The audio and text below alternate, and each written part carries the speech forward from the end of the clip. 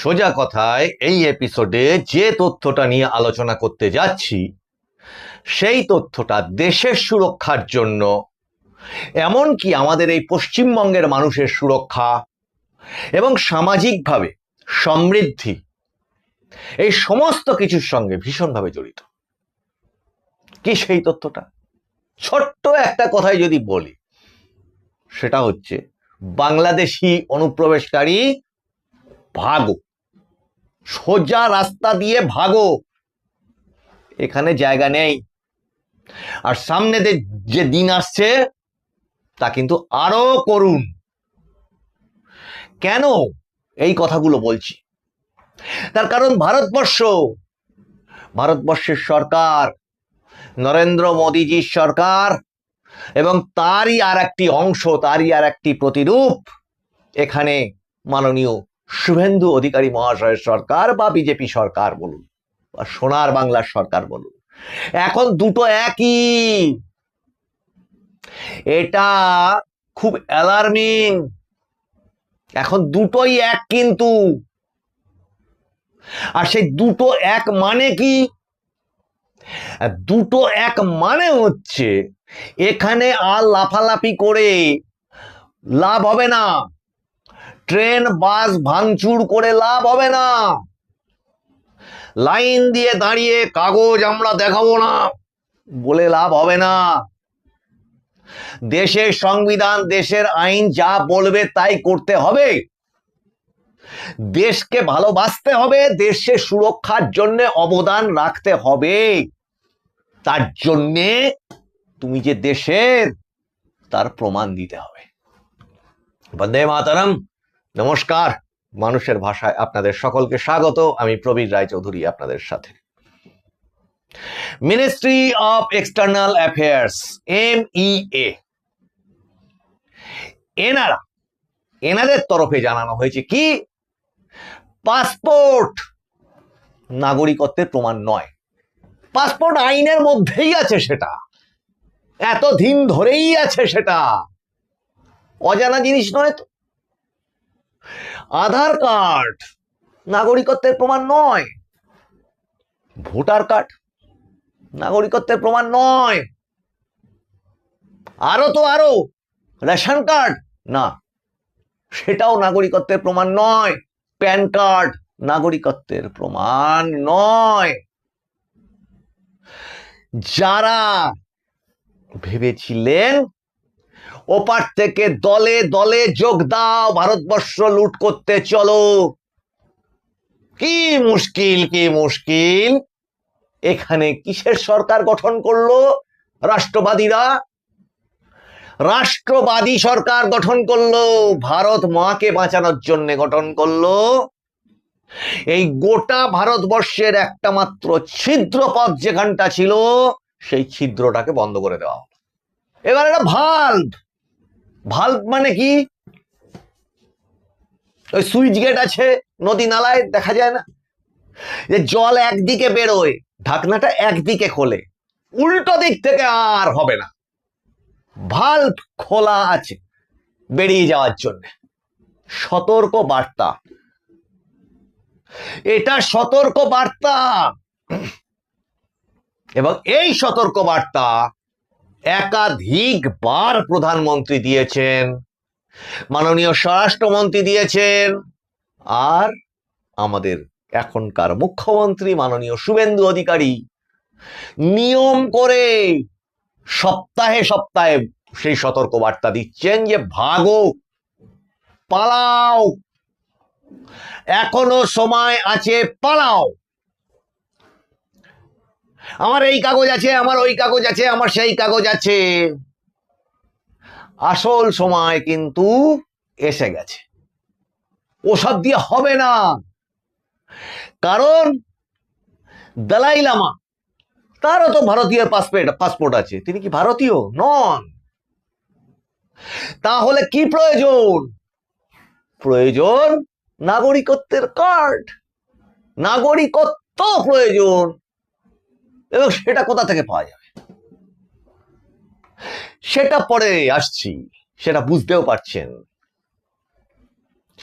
যারা ভেবেছিলেন SIR SIR করেই তাকে গুলতানি ঘেঁটে দিয়ে চারপাশ তছনছ করে দিয়ে পার পেয়ে যাওয়া গেল না, সে গুড়ে বালি। এবং এসআইআর প্রক্রিয়াটা এই তাদের প্রশ্রয়দাতা, ওই যে দলে দলে ভারতে যোগ দাও, ভারতে এসো আর ভারতকে লুটে পুটে খাও, টুকরো টুকরো করে দাও, টুকরে টুকরে গ্যাং। তা সেই তাদের যে প্রশ্রয়দাতা, সেই মমতা বন্দ্যোপাধ্যায়ের সরকার। সেই মমতা বন্দ্যোপাধ্যায়ের সরকার কি করলো? তাদের প্রশ্রয় দিল, আশ্রয় দিল, পুষ্টিকরণ করলো। শুধু সে না, তার আগে লেফটরা করলো, বামেরা করলো। এখন এই সমস্ত কিছু করে করে করে করে যেন একটা অধিকার জন্মে গেছে। কেউ 10 বছর এসে বসে আছে, কেউ 15 বছর এসে বসে আছে, আর লুটেই চলেছে, লুটেই চলেছে। তাহলে সেই এসআইআর, যে এসআইআরটাকে প্রথম দিন থেকে বিরোধিতা করে, হওয়ার আগে থেকে বিরোধিতা করতো, সে দৃশ্য কাহিনী অনেকবার বলেছি, আপনারা জানেন, নিজেরাও ভুক্তভোগী, সবই বুঝেছেন। তাহলে কি করা হয়েছে? এবার ধরা পড়ছে সেই জায়গাটা। সুচতুরভাবে সেই এসআইআর প্রক্রিয়াটাকে বানচাল করে দেওয়ার চেষ্টায় ছিল। এবং ওই যখন প্রক্রিয়াটা চলছে, তখন সেই চলাকালীন অবস্থাতে কি হয়েছে? সুপ্রিম কোর্টে মামলা হয়েছে, আর সুপ্রিম কোর্টও একের পর এক তার রায় দিয়েছে এবং পুরো জিনিসটাকে হতে দিয়েছে, ইন্টারভেনশন করেছে, তার অংশ হয়েছে। প্রথম জুডিশিয়ারি এসআইআর এর অংশ হয়েছে। আর সেই জুডিশিয়ারি ওই ওদের হাত থেকে ছাড় পায়।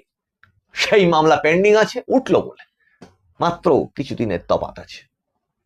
তার আগেই হয়ে গেছিল কিন্তু ওই আইপ্যাক কাণ্ড, ওই সেই ফাইল চুরি কাণ্ড, সেটাও পেন্ডিং আছে, সেটা অন্য প্রসঙ্গ। তাহলে এসআইআর ভেস্তে দেওয়াটার কারণ কি ছিল? একটা মানসিক সন্তুষ্টি, যে এই থেকে গেল। আর একটা এজেন্ডা, ওই এসআইআর ভেস্তে দাও, দিয়ে ভোটটাকে লুটে পুটে খাও, আবার ভোটটাকে লুটে পুটে খাও, ভোট করো। আজকে শুধু দর্শকবৃন্দ, আপনারা দেখছেন চতুর্দিকে মানুষের ক্ষোভ কোন জায়গায়। তারা সেই ক্ষোভটা জানাচ্ছে ডিম দিয়ে। কখনো কেউ সামনে ঘিরে ধরে তাকে হয়তো তর্ক করছেন, ক্ষোভ প্রকাশ করছেন। কিন্তু এতটাই পরিব্যাপ্ত যেখানে ছিল লুটতরাজটা, সেই লুটতরাজ দিয়ে কাদেরকে পোষা হয়েছে? এক একটা গ্রাম, এক একটা সীমান্তবর্তী গ্রাম আজকে আর ভাবলে হবে না, শহর, জনপদ, রেল লাইনের ধার, স্টেশনের ধার, সমস্ত জায়গা ভর্তি হয়ে গেছিল। যারা বলেন রোহিঙ্গার খোঁজ পাই না, যান যান সীমান্তে যান, ঘুরুন, বডি ক্যাম্প নিয়ে ঘুরুন, যে আপনার সামনে সামনে কি দেখতে পাচ্ছেন, উঠতে উঠতে যান। কারা তারা? দেখুন তো তাদের ভাষা মেলে কিনা, আচার আচরণ মেলে কিনা, এরকম পান কিনা দেখুন। আর সেই সন্দেহের অবসান যাদের কাছে আছে, যে তথ্যটা আছে যে তারা আছে কি নেই, পরিষ্কার হয়ে যাক। প্রশাসনের কাছে কিন্তু তথ্য আছে। তাহলে বলবেন প্রশাসনের কাছে তথ্য তো আগেও ছিল। আরে মশাই, আগে তো তথ্য ছিল, কিন্তু আমি বারবার বলি না, তথ্য আইন সবই থাকে, যদি সদিচ্ছা থাকে সেটা প্রয়োগ করবার। তা সেটাকে সরিয়ে দেওয়া, সেটাকে ভেস্তে দেওয়া, লোপাট করে দেওয়াটাই তো ছিল ওই মমতা বন্দ্যোপাধ্যায় সরকারের কাজ। তার তো কাজই ছিল পশ্চিমবঙ্গটাকে পশ্চিম বাংলাদেশ করে নিয়ে বেরিয়ে যাওয়ার, আলাদা রাষ্ট্র ঘোষণা করে দেওয়ার সেই পরিকল্পনা ছিল। আর যখন সেই পরিকল্পনা খাটলো না, তখন কি হয়? তখন আওয়াজ দেখছেন, আওয়াজটা কোথায় কোথায় উঠছে? এখানে গঠন হয়েছে একটা সরকার, রাষ্ট্রবাদী সরকার গঠন হয়েছে, তার মুখ্যমন্ত্রী হয়েছে শুভেন্দু অধিকারী, আর চিল্লাচ্ছে কোথায়? বাংলাদেশের রাস্তায়। মোটর বাইক র্যালি, অমুক র্যালি, তমুক র্যালি, রোজ রোজ বেরোচ্ছে। আর কাকে গালাগাল? শুভেন্দু অধিকারীকে গালাগাল, মোদীকে গালাগাল, অমিত শাহকে গালাগাল। কেন রে? তোদের দেশে আছিস বাপু, তোরা থাক না এইভাবে, কোনো সমস্যা নেই তো। ভারতবর্ষে কোথায় কে মুখ্যমন্ত্রী হলো, কোথায় কোন সরকার গঠন হলো, কি হলো না, এত গায়ের জ্বালা কেন? ওটাই প্রমাণ করে দিচ্ছে এখানে কি এজেন্ডা ছিল। ওই চিৎকার, ওই বর্ডারের ওপাশে চিৎকার, লাফালাফি, হুমকি, কলা গাছের ভেলা বেয়ে হাঁড়িতে করে জলে ভেসে কলকাতা দখল করার স্বপ্ন, ভোঁতা কাঁচি নিয়ে 7 সিস্টার কাটার স্বপ্ন, সেগুলো তো হলো না, ও হবেও না। আর বলেছি ওই ভাল্ব লাগানো রয়েছে। এবার শুধু অনুপ্রবেশকারী, বাংলাদেশি অনুপ্রবেশকারী, যারা সিএ এর আওতায় পড়েন না, তারা কি শুধু এই পশ্চিমবঙ্গেই আছেন?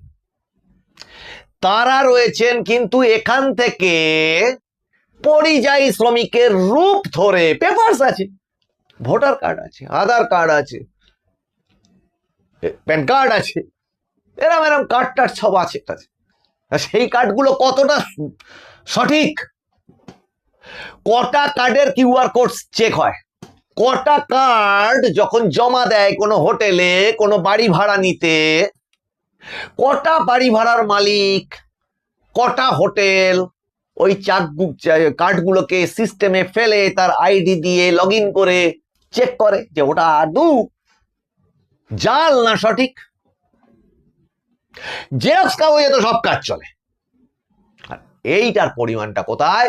সেই কেরালায়, চেন্নাইতে। খেয়াল করুন জায়গাগুলো, টুকরে টুকরে গ্যাংয়ের এক একটা মুখ্যমন্ত্রী এক একটা জায়গায় ছিল। এখনো একটু ইদার উদার হয়ে ওই রকমই রয়ে গেছে মোটামুটি। তাহলে এই যে অক্ষটা, এই যে র্যাকেটটা, বাংলাদেশি ঢোকাও, তাদের দিয়ে ভোট যেত, আর নিজেরা লুটে পুটে তছনছ করে দেশটাকে শেষ করে দাও, এই ছিল পরিকল্পনা। আর এবার কি? তাহলে এইগুলো যদি নাগরিকত্বের প্রমাণ না হয়, তাহলে কোনটা নাগরিকত্বের প্রমাণ?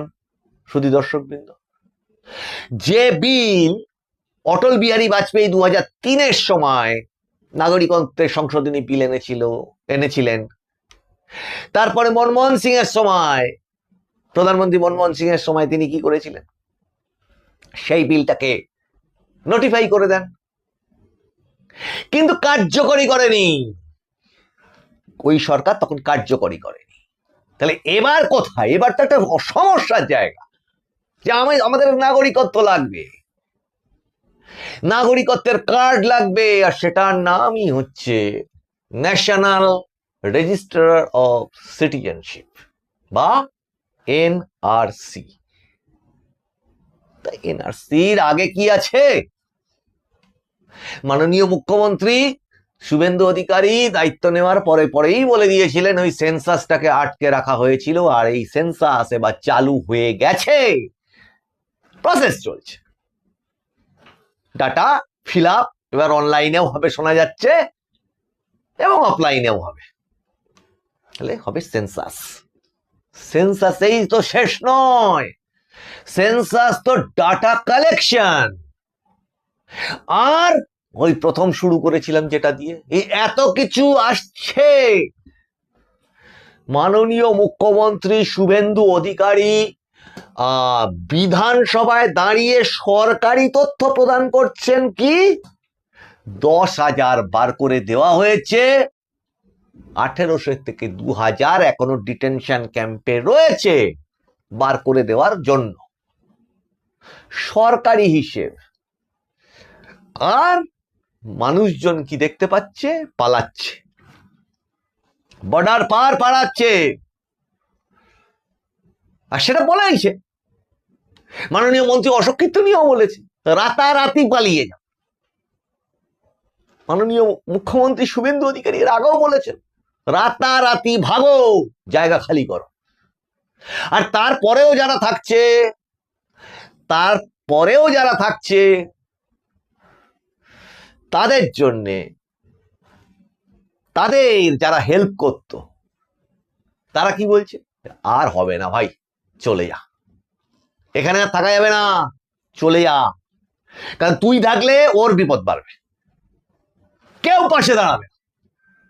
এক্ষেত্রে কেউ পাশে দাঁড়াবে না, কারণ টোটাল ডাটা, আমি বারবার বলতাম, ইন্টেলিজেন্স, যেটা আগে ওয়েস্ট বেঙ্গলের ইন্টেলিজেন্স সাহায্য করতে পারতো না কেন্দ্রকে, কারণ এখানে সরকারটাই ছিল একটা স্বৈরাচারী সরকার, একটা যেন পররাষ্ট্র, আলাদা রাষ্ট্র। সেখানে মমতা বন্দ্যোপাধ্যায়ের সংবিধান, সেখানে তৃণমূল কংগ্রেসের আইন, এক একটা গ্রামে আবার আলাদা আলাদা ওই সম্রাট, যুবরাজ, তার আবার ফ্যান ক্লাব, যেটা আবার তৃণমূল কংগ্রেসেরই এক নেতা বলেছেন, বিধায়ক নেতা বলেছেন যে ফ্যান ক্লাবের ফ্যান ক্লাব, ফ্যান ক্লাবের ফ্যান ক্লাবের ফ্যান ক্লাব, এই সমস্ত চলেছে। এখন এই সবটাকে যদি কনসিডার করা হয় এইবারের এই তথ্যগুলোকে, তাহলে সামনেটা দেখা যাবে। এই সামনেটা যেটা দেখা যাচ্ছে সেটা আরো কি, যারা ভেবেছিল এখানে একটি আলাদা জিহাদি রাষ্ট্র গঠন করবে, তাদের যারা ডন হয়ে উঠেছিলেন, সাম্রাজ্যের সম্রাট ভেবে ফেলেছিলেন, সুলতান ভেবে ফেলেছিলেন, এক এক করে গারদে ঢুকছে। এখন মস্তানদের একটা বড় বৈশিষ্ট্য আছে, অনেক এপিসোডে এটা বলেছি, এক তো মস্তান যদি রাস্তায় গালে চড় খেয়ে যায়, তার আর কিছু থাকে না, তার ক্যারিয়ার শেষ। আর একটাও আছে, মস্তান যদি পাকড়াও হয়ে যায়, তার পাশে যে কুচো কাঁচা যে সমস্ত তার দল ভারী করে, তাদের অবস্থা হয় সবচেয়ে করুণ। কারণ তাদের সমাজে যাওয়ার জায়গা থাকে না, পালানোর জায়গা থাকে না, খাওয়ার জায়গা থাকে না, কারণ তারা ওই মস্তানকে সাহায্য করতে গিয়ে প্রত্যক্ষভাবে জনগণের চোখের জল ফেলে। আর এই জিহাদি কোট আনকোট, এই সমস্ত যে সমস্ত মস্তানরা, সুলতানরা, কাগুজে বাগেরা, এই যারা ছিল, তাদের মেন এই সৈন্য সামন্তটা ছিল কোথাকার? ওপার থেকে এসো, খাও দাও বসো, সাহায্য করো, লুটপাট করো। তাকান চারিদিকে, ডেমোগ্রাফি দ্রুত চেঞ্জ হচ্ছে। কিভাবে ভাগছে? বাংলাদেশি ভাগছে, কেরালা থেকে ভাগছে, চেন্নাই থেকে ভাগছে, মুম্বাই থেকে ভাগছে, হয়ে হাকিমপুর হয়ে, শুধু হাকিমপুর না, ওটা তো সরকারি হিসেবে দেখা যাচ্ছে, চোখে দেখা যাচ্ছে, চারপাশ থেকে ভাগছে। তার কারণ বুঝে গেছে এখানে আর হবে না, লাখে লাখে ভাগছে। আর যে ভাগছে না, তাদের জন্যই এই এপিসোডটা হবে না। কারণ এখানে যদি ধরা পড়ে, এই সামনের যে প্রসেসগুলো আসছে, তার থেকে খারাপ অবস্থা কিছু হতে পারে না। সরকারি হিসেব, এখানে তুমি অনুপ্রবেশকারী হিসেবে থাকবে, দেশের ক্ষতি করবে, যেখানে সুপ্রিম কোর্ট একটা অবজারভেশনে বলেই দিয়েছিল ভারতবর্ষটা ধর্মশালা না। আর এই সরকার কিন্তু বদ্ধপরিকর। ভুল হচ্ছে ভাবতে, মাত্র 1 মাস হয়েছে তো, এখনো মানে মেন্টাল স্টেজটা ঠিক হয়নি, ভাবনা চিন্তার জায়গাগুলো হয়নি ঠিকঠাক এখনো। এটা একটা নতুন সরকার শুধু নয়, এটা একটা রাষ্ট্রবাদী সরকার তৈরি হয়ে গেছে, যেখানে ওই পুরনো ফর্মুলার শুধু না, পুরনো ভাবনা চিন্তা, ওঠা বসা সব পাল্টে ফেলতে হবে। কেন পাল্টে ফেলতে হবে? দেশের উপকারের জন্য লাগতে হবে। আর দেশের অপকার যদি করেছো তো গেছো, ওপারে যাও, গেছো মানে ওপারে যাও। শুধু দর্শকবৃন্দ, আগামী দিনে এই সোনার বাংলার সরকারে যেমন সমাজ পাল্টাচ্ছে, একটা সোনার বাংলার সরকারের সোনার মতো বাজেট পেয়েছি আমরা, আর পেয়েছি একজন অত্যন্ত সৌভাগ্য করে একজন মুখ্যমন্ত্রীকে, যিনি বিরোধী থাকাকালীন তার সাহসকে সঞ্চারিত করেছিলেন সমস্ত সমাজের মধ্যে, যাকে আমি নাম দিয়েছিলাম মুক্তি সূর্য। আজকে তিনিই কিন্তু সরকারের প্রধান মুখ্যমন্ত্রী। কাজে আজকে কেন্দ্রে যে সিদ্ধান্ত হবে, এই রাজ্য সরকার, এখানকার মুখ্যমন্ত্রী তার বিরোধিতা করবে, এমন ভাবার কোনো কারণ নেই। কারণ দুটোই এখন এক, দুটোই এক। আর যেটুকু ছিদ্র ছিল বললাম না এই পশ্চিমবঙ্গ, সারা ভারতবর্ষের নিরাপত্তার ক্ষেত্রে, সেই ছিদ্র রাষ্ট্রবাদীরা ভোট দিয়ে বন্ধ করে দিয়েছে। ভাল্ব এদিক থেকে ওদিকে যাও, ওদিক থেকে এদিকে আসতে গেলে হবে না। কাজেই দ্রুত ভাগো, পালাও, দ্রুত পালাও। শুধু দর্শকবৃন্দ, আপনাদের এপিসোডগুলো ভালো লাগলে লাইক, শেয়ার, কমেন্ট করুন। কমেন্ট করে আপনারা শেয়ার করুন, একটু রাষ্ট্রবাদকে সমর্থন করুন। দেশ ও মাতৃকার জন্য যা যা কিছু উপকারের সাজেশন সেগুলো আপনারা দিন, এবং নোটিফিকেশন অন রাখুন যাতে প্রত্যেকটা এপিসোডের নোটিফিকেশন আপনাদের কাছে পৌঁছয়। তো আজকে এপিসোড এই পর্যন্ত। আপনারা নজর রাখুন মানুষের ভাষার পর্দায়। মানুষের ভাষা সবার মনের কথা বলে। আপনাদের সঙ্গে দেখা হবে আবার সামনের এপিসোডে। বন্দে মাতরম। নমস্কার।